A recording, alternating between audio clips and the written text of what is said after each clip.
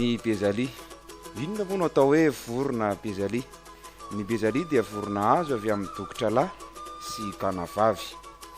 Toy izao ny fomba atao anazarana ny fiarahany. Dokotra mbola voafohy no voalohany, ka rehefa feno 2 volana ny dokotra dia ampiarahana amin'ny gana kely voafohy ihany koa. Rehefa feno 4 bolana ny gana sy ny dokotra dia fantatra ny lahy sy vavy aminy, ary esorina ny gana lahy sy ny dokotra vavy, ary ny dokotra lahy sy ny gana vavy sisa no tazonina ka ompiana. Marihana fa feno 9 bolana sy tapany ny gana vavy dia maoty, ary ny dokotra lahy dia efa maoty ihany koa amin'io satria feno 7 volana sy tapany izy, ka mandeha ho azy ny fiarahan'izy ireo.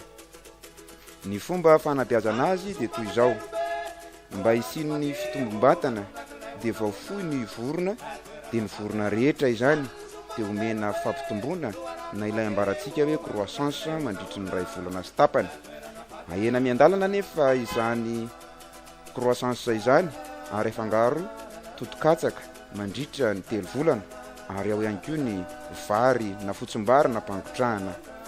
Rehefa feno 3 volana ny vorona dia efa mandray katsaka tsara amin'io fotoana io, ary dia io katsaka io no tena sakafony izay anatodizany. Marihina fa vorokely 10 dia mihinana fampitomboana 7 kilao isan'andro eo, ary vary vao nampangotrahana 2 apoka mandritry ny tapa-bolana, ary atsasa kilao isan'andro mandritra ny 2 volana.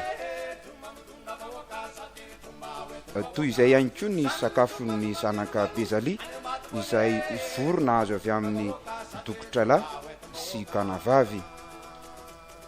Toy izay ihany koa ny fomba fitezana azy.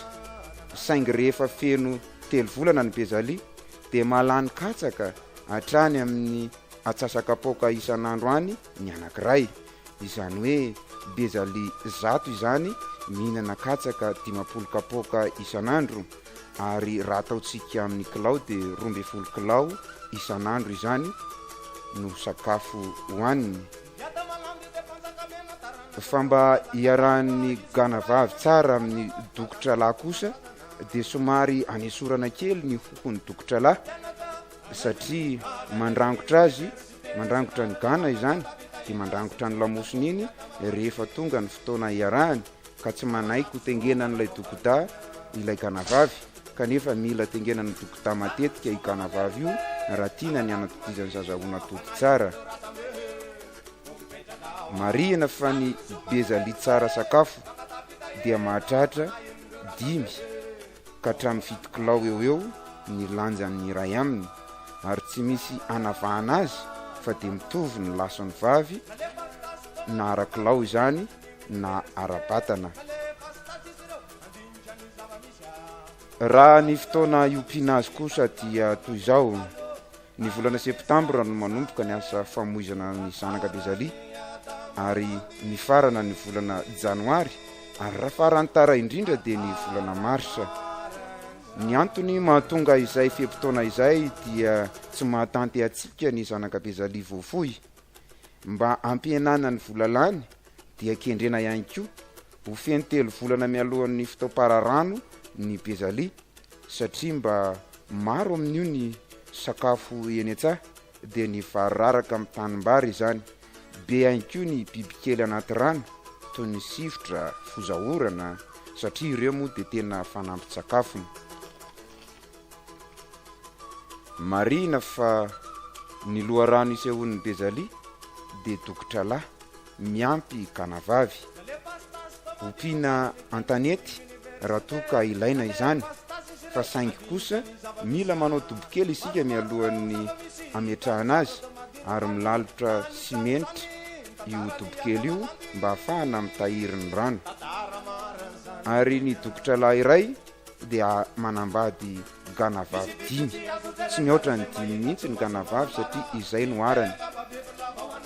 Raha vorona 12 izany no ompiana dia gana vavy 10 ary dokoda 2. Tsy azo atao be loatra nefa ny isa ompiana satria aleo kely tsaratsara toy zay betsinahona fa ny kanavavy 5 sy ny dokotra lahy iray dia efa afaka mahavokatra Bezalia amanjatony.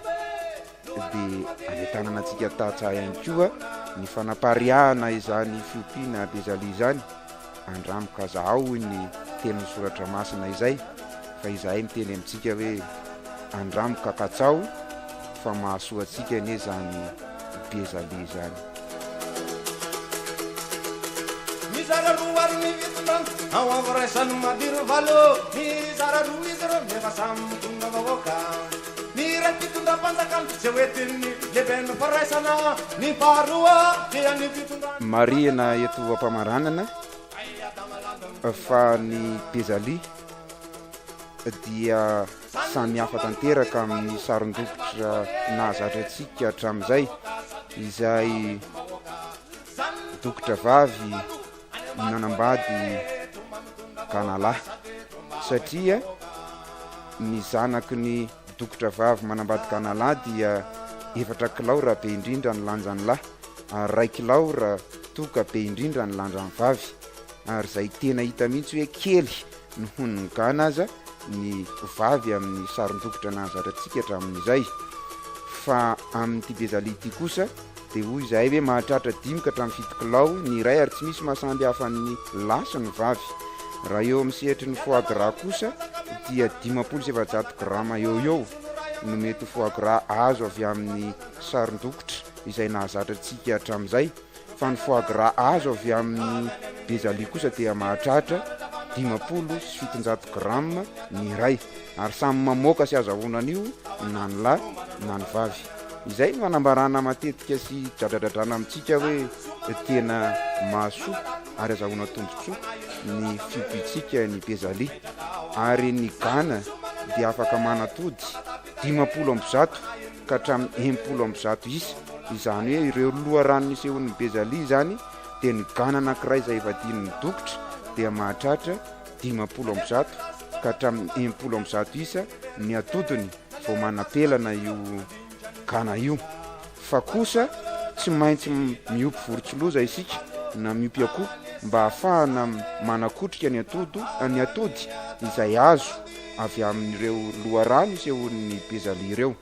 Dia hitantsika hoe tena mahasoa tokoa ane izany fiompiana ny Bezalia izany. Averina indray hoe andramo dia ataovy fa azahoantsika tombotsoa ny fiompiana ny Bezalia.